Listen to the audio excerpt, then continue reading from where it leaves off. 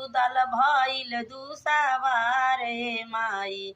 अब खेलल कूदल भइल दुसावारे माई। माई पियवा मरले बाटे बेला ना के मारे माई।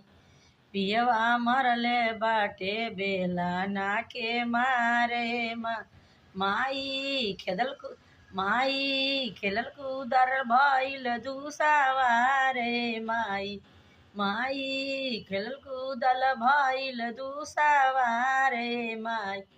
पियवा मरले बाटे बेला ना के मारे माई।